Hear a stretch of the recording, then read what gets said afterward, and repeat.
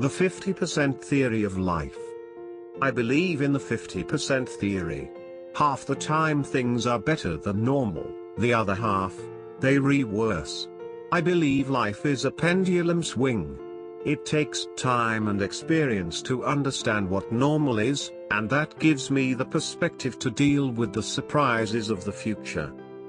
Let's benchmark the parameters. Yes, I will die. I've dealt with the deaths of both parents, a best friend, a beloved boss and cherished pets. Some of these deaths have been violent, before my eyes, or slow and agonizing. Bad stuff, and it belongs at the bottom of the scale. Then there are those high points, romance and marriage to the right person, having a child and doing those dad things like coaching my son's baseball team, paddling around the creek in the boat while he's swimming with the dogs, discovering his compassion so deep it manifests even in his kindness to snails, his imagination so vivid he builds a spaceship from a scattered pile of Legos. But there is a vast meadow of life in the middle, where the bad and the good flip-flop acrobatically. This is what convinces me to believe in the 50% theory.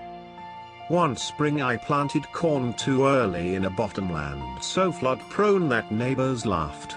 I felt chagrined at the wasted effort. Summer turned brutal, the worst heat wave and drought in my lifetime. The air condition died, the well went dry. The marriage ended, the job lost, the money gone. I was living lyrics from a country tune, music I loathed. Only a surging Kansas City Royals team buoyed my spirits. Looking back on that horrible summer, I soon understood that all succeeding good things merely offset the bad. Worse than normal wouldn't last long. I am owed and savor the halcyon times. They reinvigorate me for the next nasty surprise and offer assurance that can thrive. The 50% theory even helps me see hope beyond my Royals' recent slump. A field of struggling rookies sown so that some year soon we can reap an October harvest. For that on blistering summer, the ground moisture was just right. Planting early allowed pollination before heat withered the tops, and the lack of rain spared the standing corn from floods.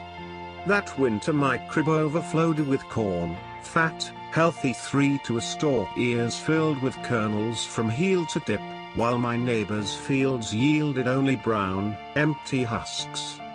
Although plantings past may have fallen below the 50% expectation, and they probably will again in the future, I am still sustained by the crop that flourishes during the drought.